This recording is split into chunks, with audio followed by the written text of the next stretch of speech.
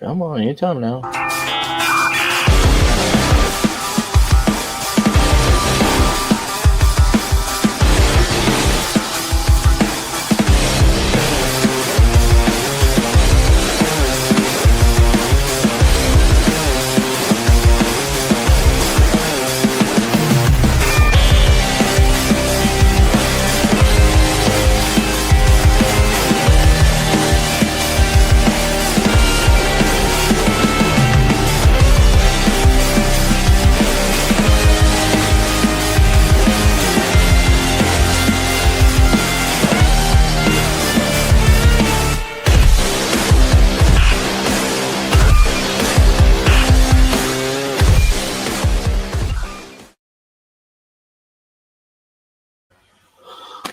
Oh, gobble, gobble. We are all full of turkey and full and over all this bad officiating. But before we get into all that kind of craziness, I hope everybody out there had a really, really awesome Thanksgiving and hopefully you enjoyed some time with your family. Slayton, you did some traveling, man. Where'd you end up going? Dude, I'm still defrosting. I was up there in Alaska. I was there for a good 7 days. It was pretty damn cold, man. We were -2 for a couple of the days I was there, 2 degrees. But man, the time changes really screwed me up. I was all jet lagged for a couple days here, and now I'm starting to get back to normal. So it's nice to be back in the saddle. Oh yeah, definitely, definitely. Well, glad to have you back, man. I'm glad you had safe travels, and glad you had a good time. Um, Man, I guess let's just dive right into it. I mean, it's playoff time. Like this is the last week, so most people, hey, you have to win to get in. All right, crunch time. So this week's waivers are going to be important. Looking at who to start, who to sit, injuries. This is where it all matters. It all culminates right here to see whether or not you make it into your fantasy playoffs. So tune in, pay attention, take notes, and let's get into it. So we had a little news. So let's cover some crazy things that happened. One, how about who the heck are these Panthers out in Carolina?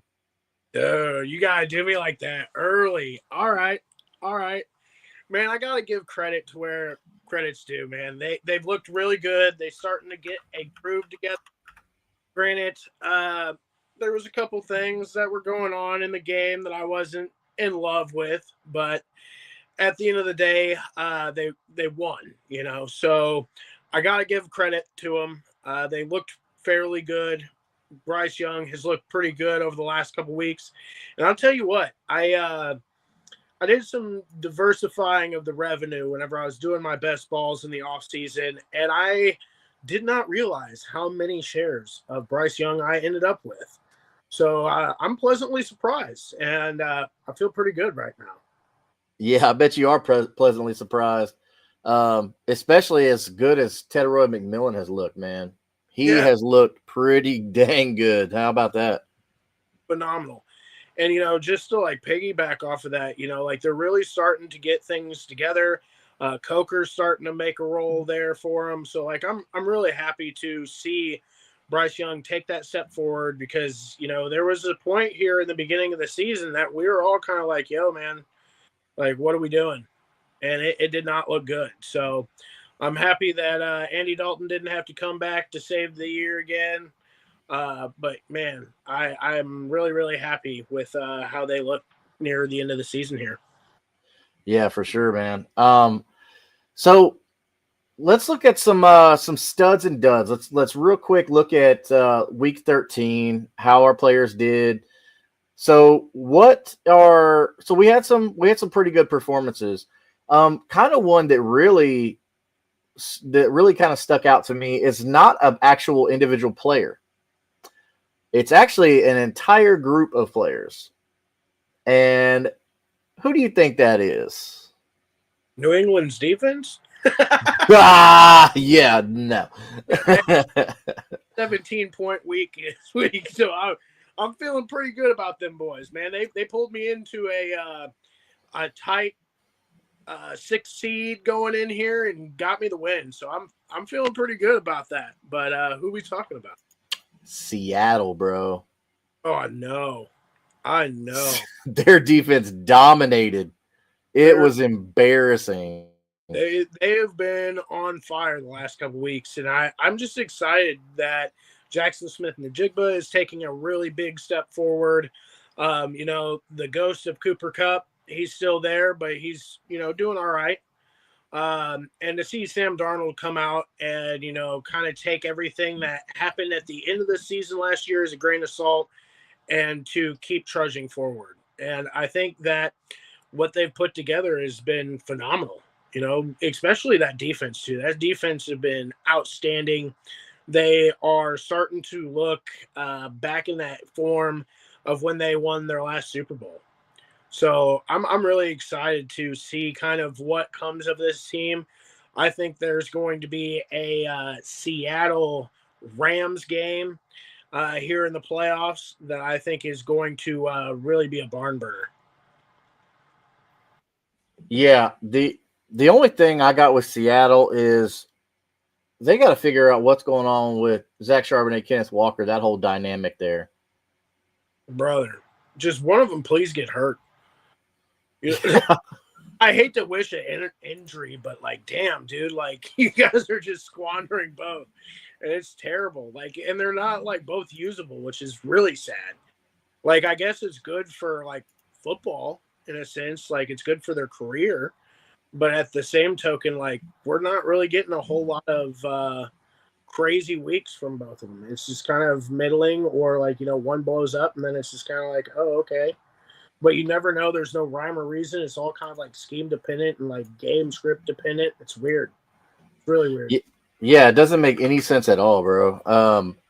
Because it's kind of we're starting to see the same situation in New England, which Ramondre Stevenson's back after Travion Henderson. It shows that, hey, I can be the guy here. What the hell are they doing? Obviously Travion Henderson is your guy. Ramondre Stevenson, just all he does is fumble the ball for you. So I don't know, man. It's hard, but yeah, Seattle looks really, really good right now. Tell you what's going on in New England, brother. It's Josh McDaniels, dude. The guy is a scumbag. I cannot stand Josh McDaniels, and I think he's a fraud. And the only thing why I think they have.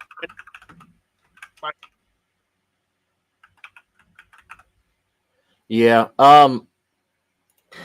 Bro, it's crazy. So let's look at some other studs here. Bijan Robinson. Bijan Robinson did amazing, but let's be fair. He's going against the Jets. I mean, the Jets are pitiful. It's boo-boo juice. Boo-boo juice.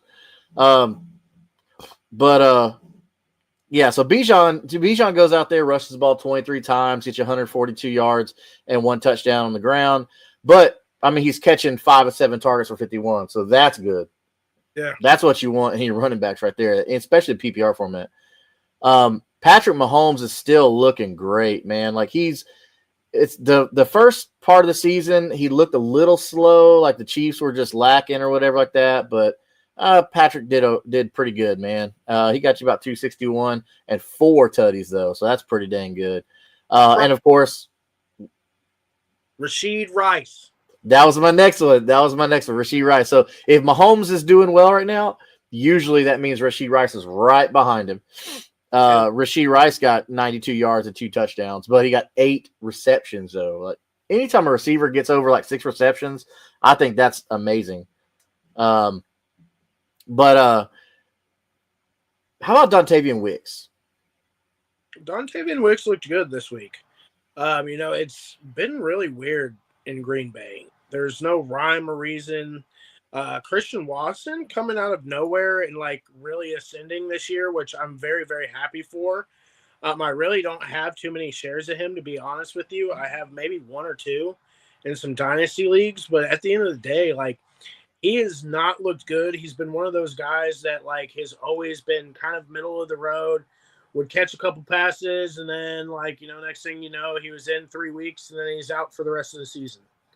And he's just been plagued with injuries, and I'm happy to see him kind of shed the injuries and play a good couple string of games here and really kind of be productive and be useful.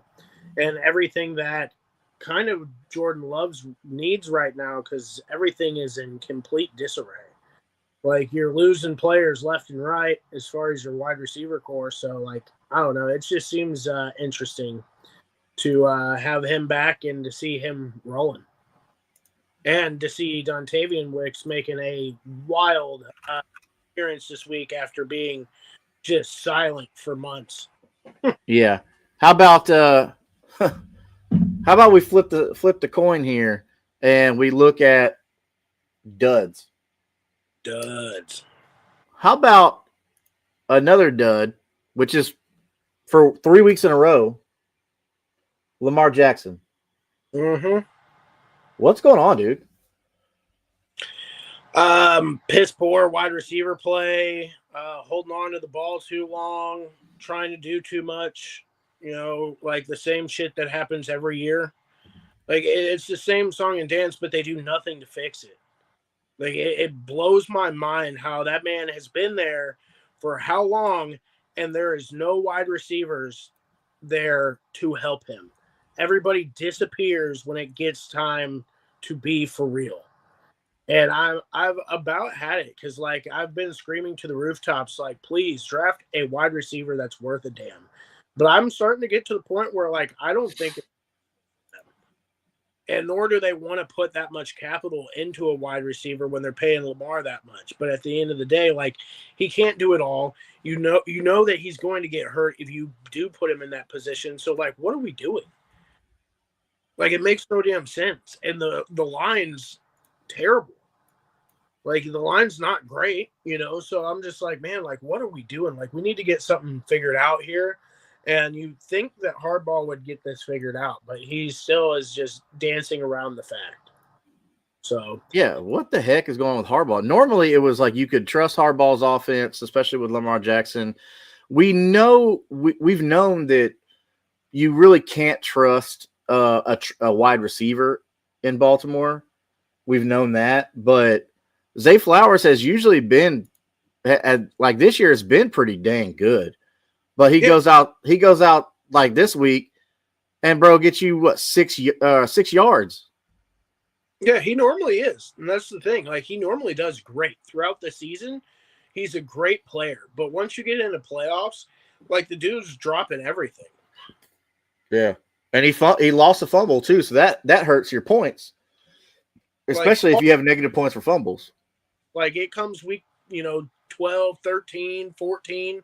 Like everybody's hands turn into stone out there. And like tight ends inclusive. Like those guys turn into bums too. And then it's just the little Mark. He's trying to do everything behind a struggling line. And then they're not even calling run plays with Derrick Henry. I'm like, what are we doing? Yeah. It doesn't make any sense. It's almost like, man, for Baltimore, do we pump the brakes? But I mean, if they have favorable matchups, that's the only thing. And the only thing is like at the end of the day, if Lamar breaks off one big run, it earns you your week. Yeah. Yeah. He breaks off a touchdown, it wins your week. So like it's just super hard not to play him, but he's shown the last 3 weeks that it's just not been good, and it's just been poor offense play as a whole. So I know this is crazy to say, or to ask, but so this is win and get in kind of situation for a lot of people, and the next 2 matchups offensively should be pretty favorable in the playoffs with Lamar Jackson. So they have the Steelers this week. Week 14, and then most playoffs start week 15, and then they'll go 16. So he's got Steelers this week, which is a home game, and then they're away at the Bengals, and then they're home again with the Patriots. So from what we've seen from Joe Burrow's return, it looks like they're going to be putting some decent points, and then the Patriots, we know they're going to be putting up points, but then their defense is really solid too. So how are we thinking with the playoff push from here? Steelers, Bengals, Patriots. How should people be feeling about Lamar Jackson going forward? Because I mean, you drafted him high. He's your quarterback 1 on your team. All right, you have to start him the next 2 weeks. Like it just is what it is. You did not draft this man to sit on your bench. Once you get past that first week of the playoffs and he played the Bengals there, like I really think he's going to win you that first week. That second week when they play New England, that's when you start getting shaky. And hopefully you have a backup quarterback that's halfway decent on your bench that has a favorable matchup. Because I can tell you, New England is an absolute buzzsaw right now when it comes to defense. And I really do not believe that the wide receivers are going to do dick all against them. Christian Watson has been an absolute lockdown corner since he got into the league. The dude's insane. I actually put bets on him his rookie year to be defensive rookie of the year, and then he got hurt, but was looking that way all the way through the season. It broke my heart. So I do think that you start both this week and next week, but after that, you might want to take a look at a different option there. How about America's favorite wide receiver, Jackson Smith-Njigba, only getting 2 receptions for 23 yards? If you needed to win, man, that didn't help you. No, it didn't. But at the end of the day, like, they're showing, hey, we don't even have to use Jackson Smith-Njigba. They're just showing off now. You know, ignorant. Yeah, it's definitely showing like Sam Darnold succeeded in Minnesota, and now he's succeeding in Seattle. So maybe it was just Darnold didn't find the right system or have the right opportunity, and now, boom, here he is. Because I'm not going to hold Jets' version of Sam Darnold against him. It's the Jets. Yeah. When it comes to quarterbacks, I can't hold the Jets or the Browns. I mean, I can't hold quarterbacks that drafted the Jets or the Browns. I can't. Because too many times we've seen those quarterbacks go to other teams and be successful, i.e. Baker Mayfield right now, okay, who had to travel to a couple teams to find his home in Tampa. You got to either show patience through dynasty and just really have to believe in them, or you got to sell out. And in a season long, dude, like, you can't trust any of those guys. I mean, maybe as a spot start, week to week, but I wouldn't trust him, man. Like or been their strong suit in either of those two places. So like I just no. Nope, we're good. I can't remember the last time that the Jets or the Browns had like a true like offensive minded kind of head coach, like an offensive guru kind of head coach. You know, I mean, the Jets had Rex Ryan for all them years, where the only time they went to the AFC Championship with Mark Sanchez, Mr. Butt Fumble himself.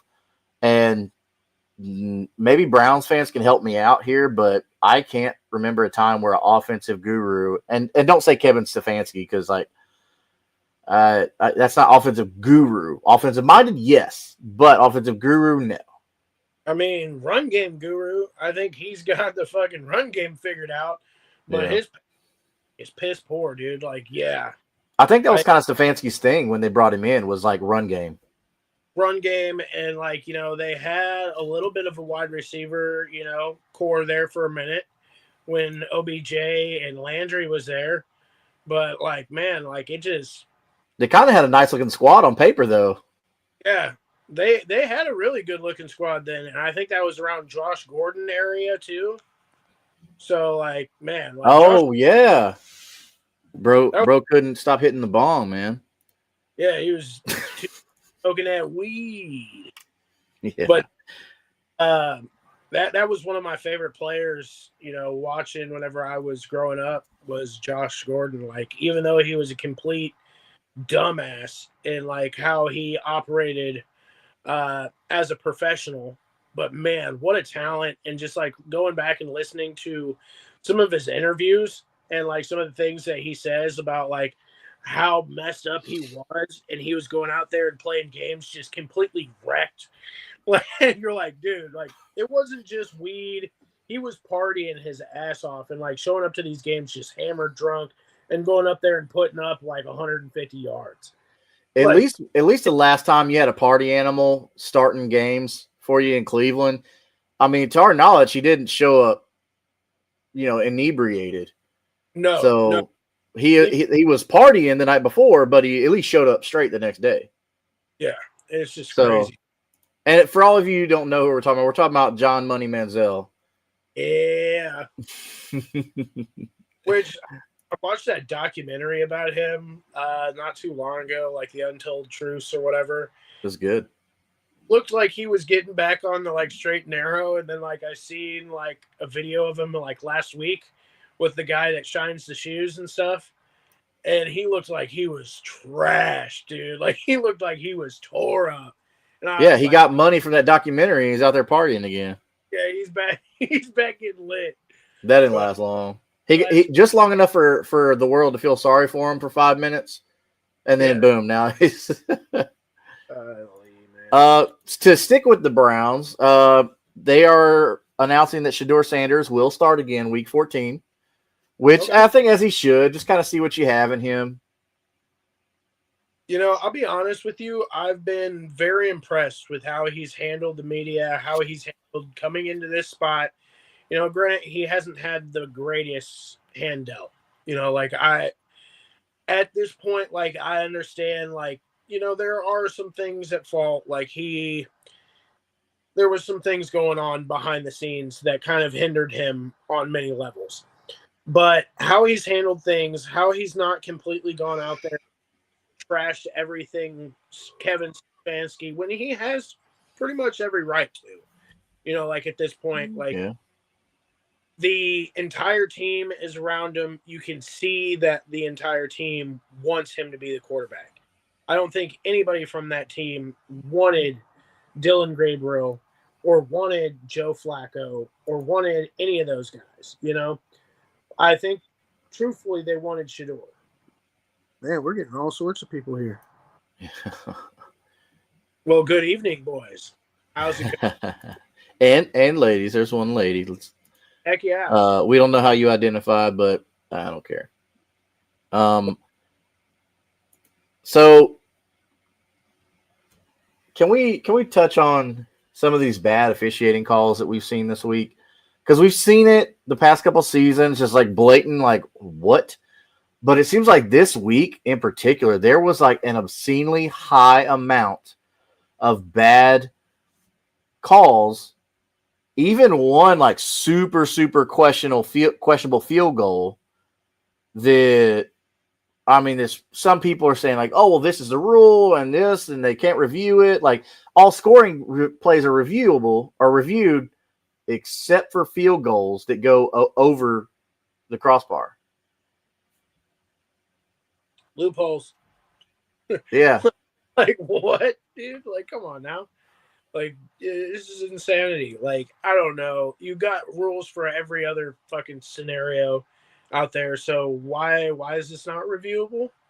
I don't know, man. Like, so we saw it crazy with Washington and Denver.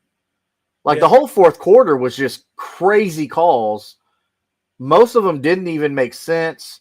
They were just bogus. Even the announcers were saying they were bogus. Was it Colts Texans? A couple other bogus calls, like phantom pass interference, as my buddy Jeff likes to say over at Unstable, like saying Kenny Moore committed a pass interference on defense, but he never touched him. They showed the replay one time, and everybody saw he didn't touch it, and they never played the replay again. Yeah, dude. Hey, man. So what's the over under? Are we gonna have more people being uncovered for gambling and that type of stuff? Because like I'm feeling like there might be some more chickens in the hen pile, you know? Hey, check their FanDuel account. Check the referee's FanDuel account. I swear, dude. What's going on, Chase? Welcome in.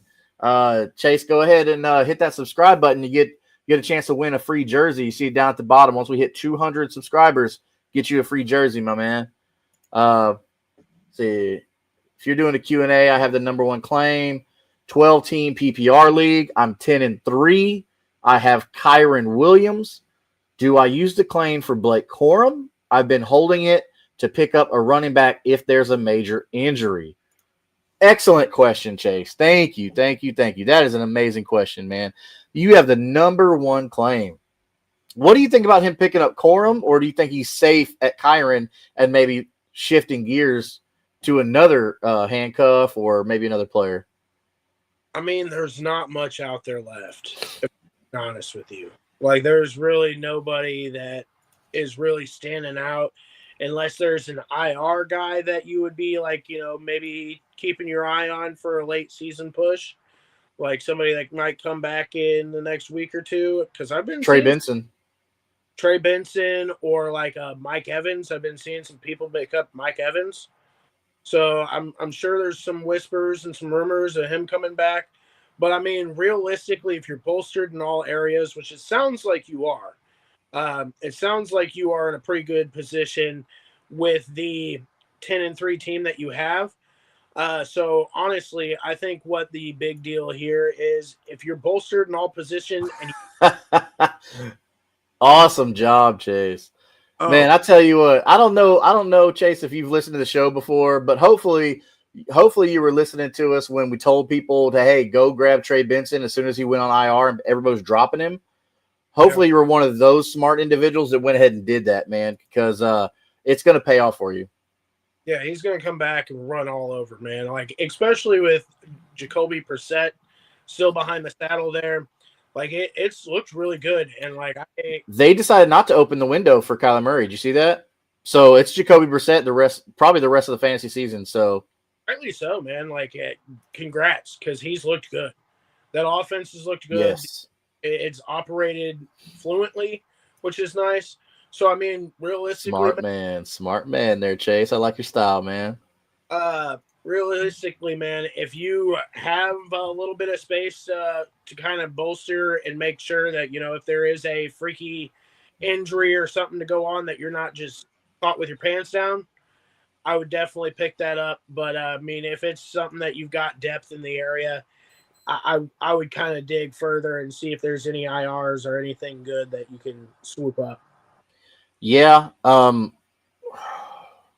I'm just trying to look here and see, like in one of my base standard PPR leagues, look at the waiver there to see if there would be somebody maybe that you could pick up, because running back depth is so important, especially in the playoffs. Man, Monangai looked good. He might be available in your league. I think Monangai. So Monangai is one of my actually waiver targets this week. Seeing how him and Swift work together, that was pretty good. I would pick him up over Corum, 100% if he's available. I just like the way the offense is using the running back, Ben Johnson. I mean, because we saw how Ben Johnson was able to use David Montgomery and Jahmyr Gibbs in his time in Detroit when he was their offensive coordinator. Well, I'm not liking Ben Johnson right now. He's screwing me on some Roma Dunze shares, and I'm pissed.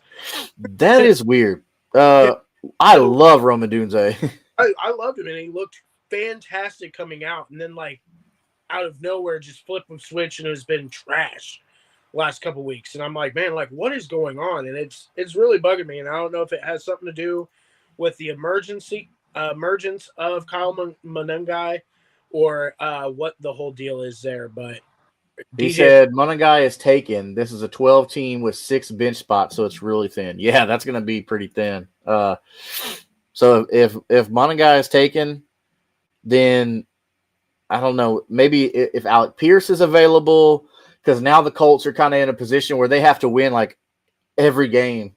Yeah, because that loss to the Texans, that weird loss, it was a weird game. And they played week, which is, I mean, I don't think they look great by any means, but they're winning games. Talking about Jacksonville? Yeah, they're not winning pretty. They're not winning. It's going to have to be a big game here to get something done. So I don't know. This is I'm praying that defense is going to just hem them up pretty good. It's going to be a low scoring game, and there's not going to have to be a huge score for them to win. But for fantasy, that's not going to help us. No, not at all. That doesn't bode well for us at all. Yeah, man, if Monangai is taken, which I mean, by all rights he should be. I mean, Alec Pierce. Just looking at an example from one of my leagues, that's available, like Alec Pierce. Dare I say it? Say it, man. Say it again. Treylon Burks. All right. Yeah, you can say whatever you want to say. I mean, it's a free country. Do you see that catch, though? Come on now.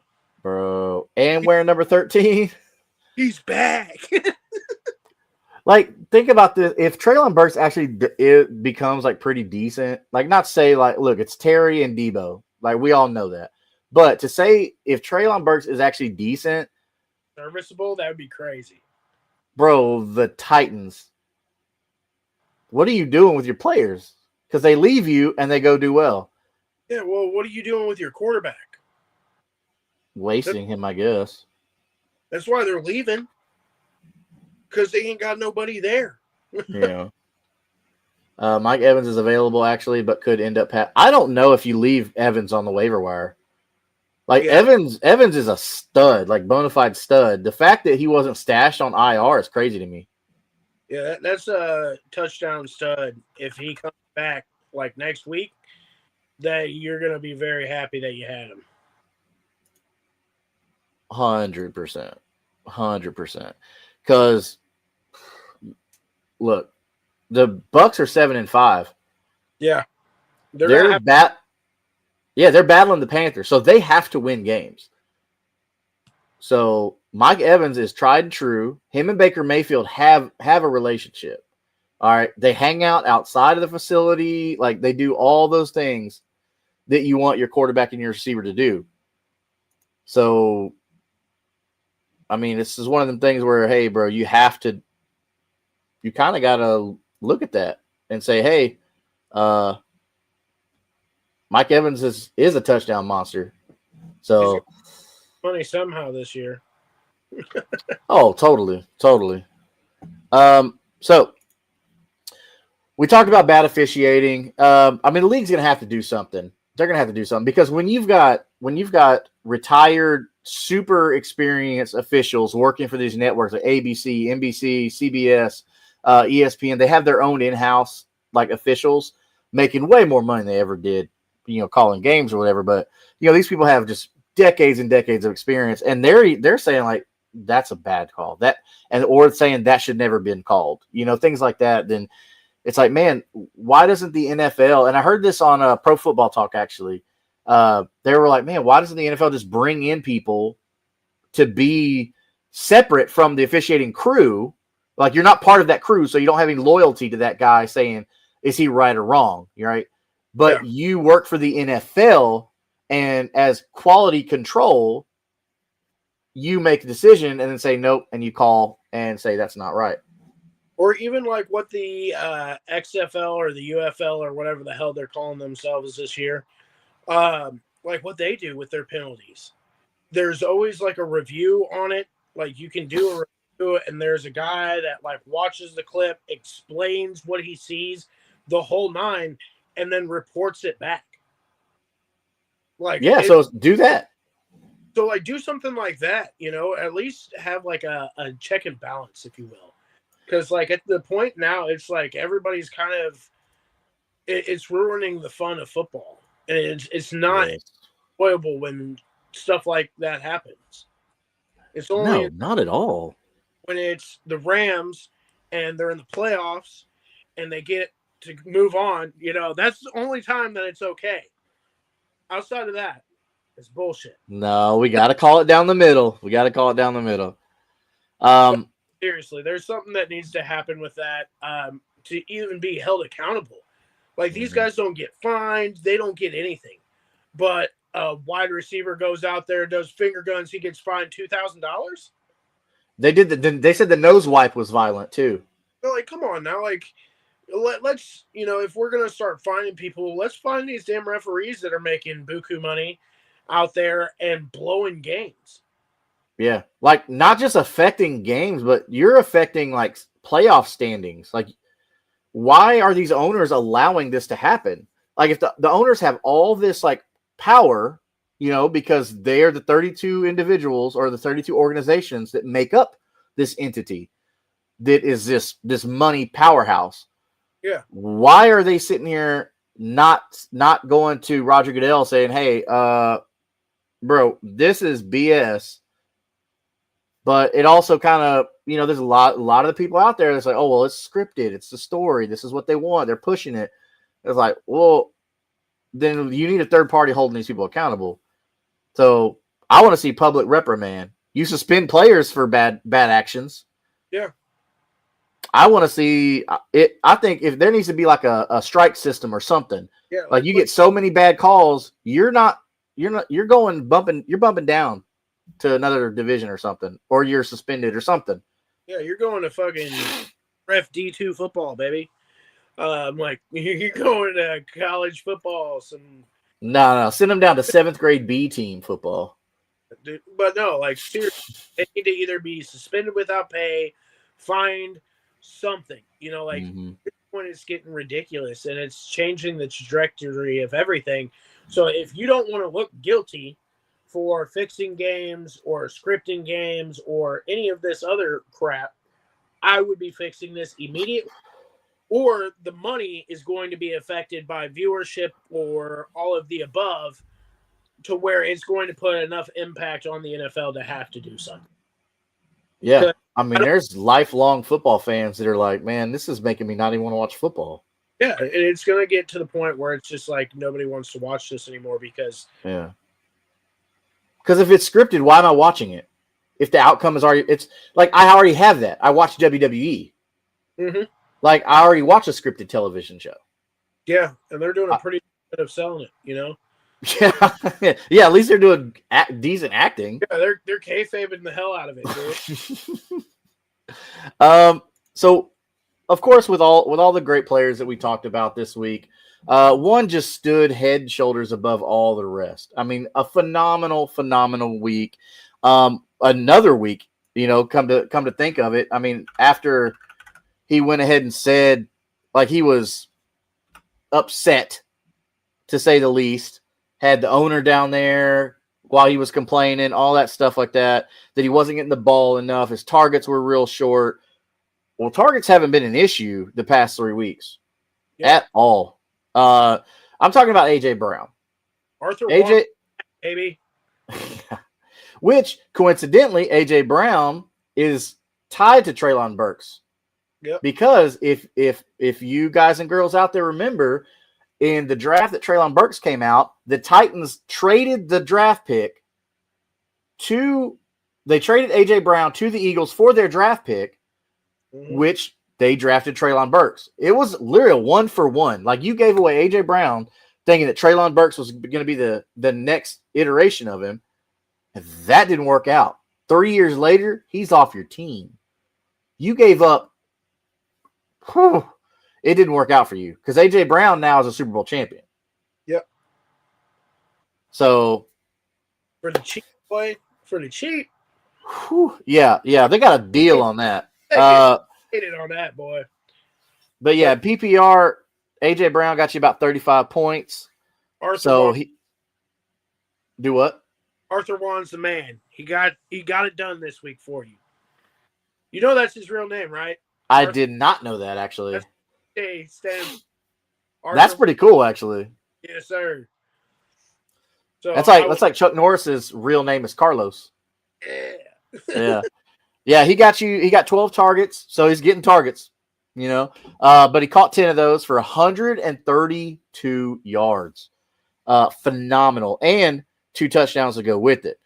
Bro, AJ Brown, all I got to say is, yes, Your Highness, you are the king of the week, Mr. AJ Brown. What'd you say, Arthur Juan? Arthur Juan, baby. Arthur Juan Brown. You are Kingmaker Sports King of the Week. Congratulations, my guy.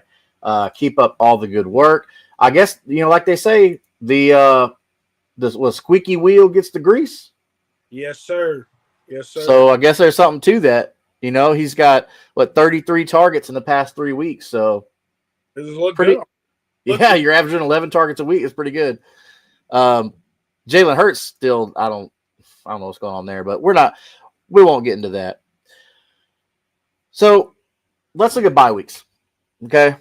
We only got 4 teams on bye after coming off of Thanksgiving week where we had 0 teams on bye week. Our first team that's on bye week is the New England Patriots. All right. So the big obvious ones here that you're having to replace. You're having to replace Drake May. Yep. That hurts. Okay. Because Drake May's been doing phenomenal. You're having to replace Travion Henderson. Yep. That hurts because that late season breakout when they actually, hey, wait, we have this phenomenal, talented rookie on our team who can do everything. He can catch the ball and he can run the ball. And hold on, didn't he return a kick for a touchdown too? Yep.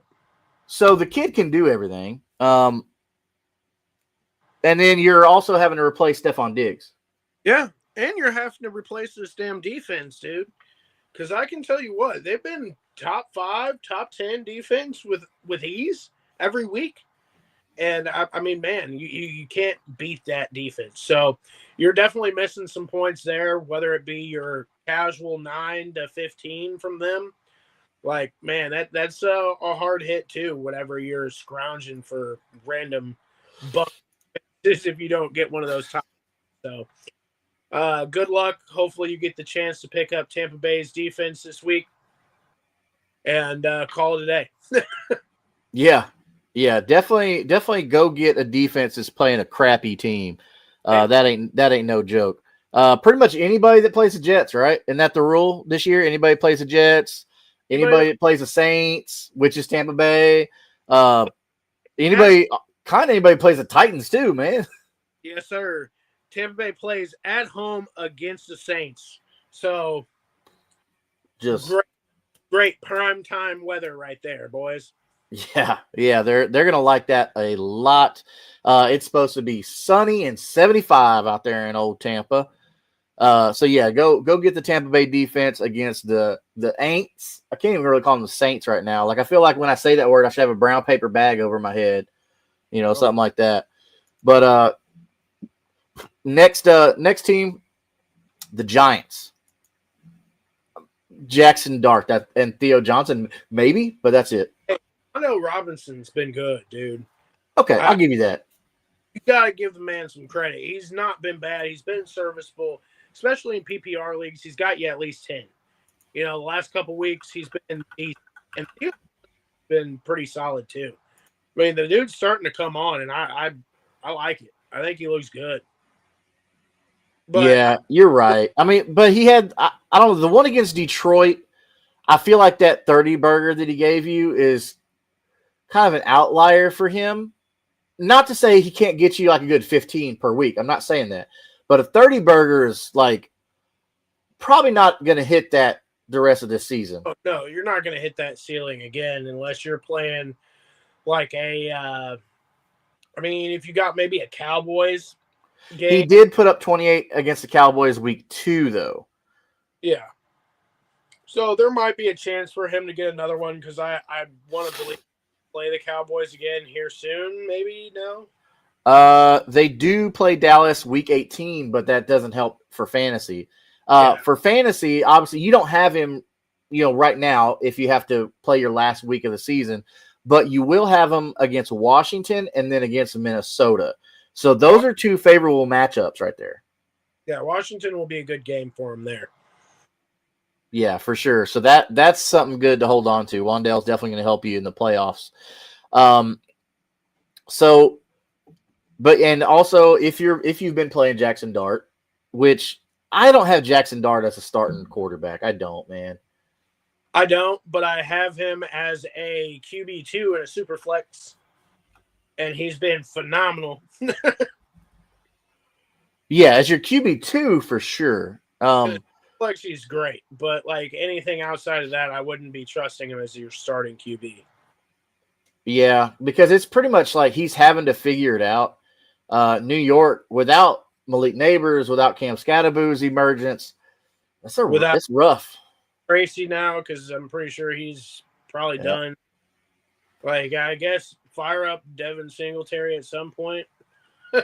I mean, Singletary got a lot of work. Yo, Chase, Devin Singletary. Now that I think about it, go pick up that clown if he's available. That clown? Dang, bro. I mean, hey, if you're looking for a spot start here, like, listen, He got you 19 points against a top 5 defense. Hey, he's going to be the starting running back for the next couple weeks. So, and yeah, we only got 2 more weeks of him. So if he's gone, because he'll get to rest up and actually get acclimated into the RB1 slot for week 15 and 16. So, Morales is catching the ball. So he's going to be a PPR monster if he gets acclimated into that offense for a full try. Yeah, with only getting 51% of snaps against New England, he caught all 3 of his targets for 24 yards. He got you 68 yards on the ground and a touchdown. So, and that's 51% of snaps. That would be my big waiver wire pickup this week. And we've seen Devin Singletary actually do well when he's the guy. Yeah. So yeah, my big pickup this week, him and Mike Evans, if they're still available in your waiver wire, go pick them up. Yeah, especially if running back is like what you're focusing on there, Chase, then yeah, I like that. Devin Singletary for sure. Next team on bye, we are looking at the San Francisco 49ers. Yeah, if you had Christian McCaffrey, good fucking luck, buddy. Good luck. Because most likely you're fighting for a spot right now and your best player's on. And you're just praying to God that you have some bum that's going to, like a Tony Pollard that you're wishing that's going to score a touchdown or something to get you by. God. Let's pray for a Blake Corum to get a tug here or something. Like, it's going to be rough. So, yeah, that's something that I'm hurting. A lot of people that I know that have Christian McCaffrey, they're in this situation that they're like, man, like, I'm fighting for a spot here, and like, what do I do? Like, just it's abysmal. And like, even with me, I have Brock Purdy in a whole bunch of my I have him in a couple dynasty leagues and a couple of my actual best ball leagues, some other leagues as well. But there's my dynasty league. It's a 2 QB league, and I've literally had to start 1 QB like 5 weeks this week, and I have 5 QBs on my damn team. Like, this is insane. I have Brock Purdy and Matthew Stafford, and Matthew Stafford's the only one that stayed alive. Like, this is terrible, dude. Like, I have Joe Burrow, who finally back, man. Like, it's been a mess. But, no, he's been having him out of the lineup is going to hurt again, too, because you're probably dependent on him. And that's another dude that you have out of your lineup. And George Kittle. If you're looking for a tight end, like you have a stud tight end, you're just screwed on this. And this was something that I tried to warn everybody about early in the season is like, man, there's a week 14 bye, and that's ugly because that's the week before your playoffs. And like, if you're fighting, dude, that should be illegal. Yeah, if you're fighting, dude, you're screwed. You're up shit's creek and paddling. Yeah, for sure. That doesn't make. I hate anything like after week 13 should be just illegal, man. That sucks. But last but not least, the Carolina Panthers, the emerging team of the NFL this year that we don't know where they came from. So, which has made it to where you're playing Bryce Young. You're playing the rookie, Ted McMillan, who has looked really good for you this year. Right. And if you're playing the between game between Chuba Hubbard and Rico Dowdle, you're missing them 2 guys. Mm-hmm. So, but good thing is, we have some people that could help you out. So, waiver wire. Yes, sir. Let's look at some names that could help you in week 14 with some of these guys missing. You know, we got a couple quarterbacks missing. Actually, I mean, really I don't like Jackson Dart as a QB1, but you said in super flex, QB2. So you're missing the quarterback from all these teams.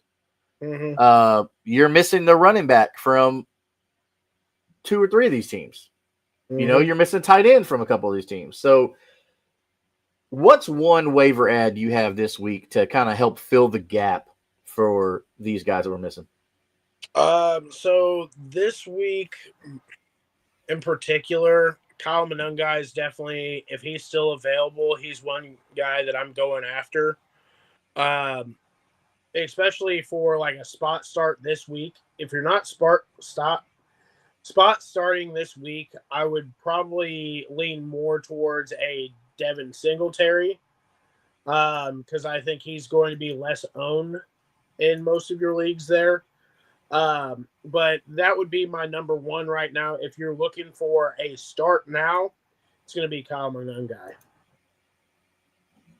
Yeah, if Kyle Monunga is available out there, you definitely want to go grab him. Just because we see like what that's looking like as far as, and even if DeAndre Swift misses time, Kyle Monunga right there. Somebody that if you're missing a George Kittle, a Theo Johnson, go look at a Brenton Strange.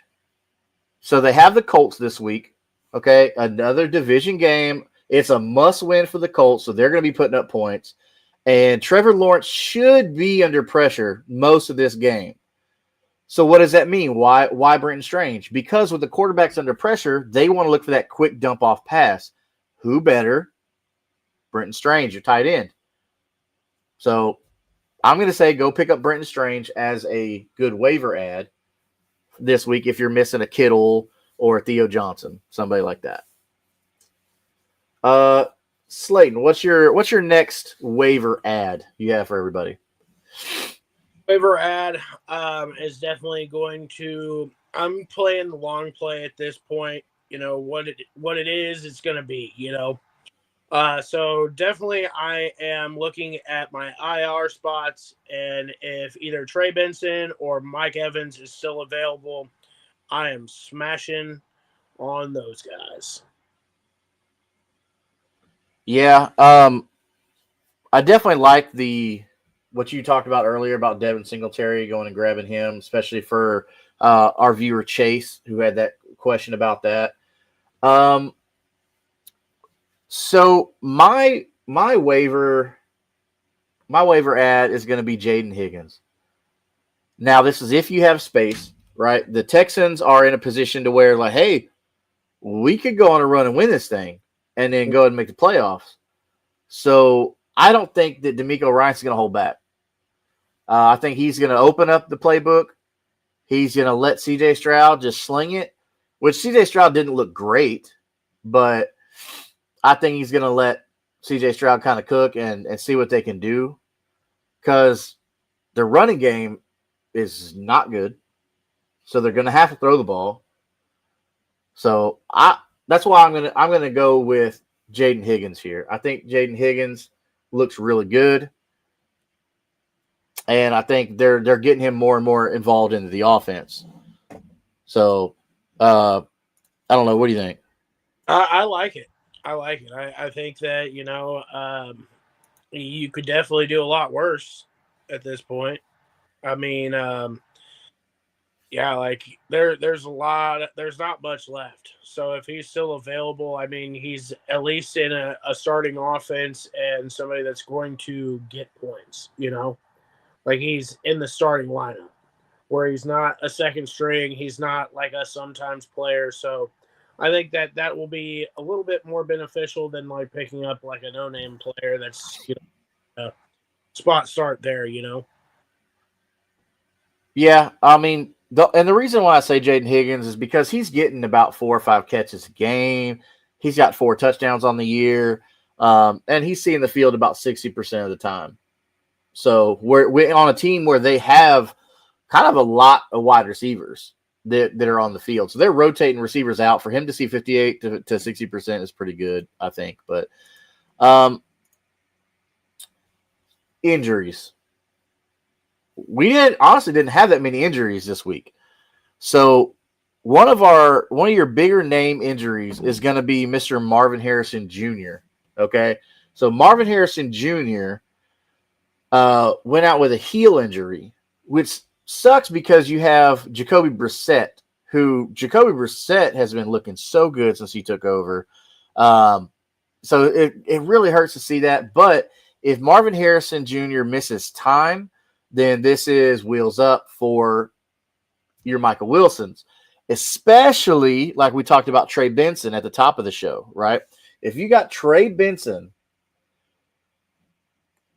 all right, looks like we lost Slayton there for a second. He'll be back.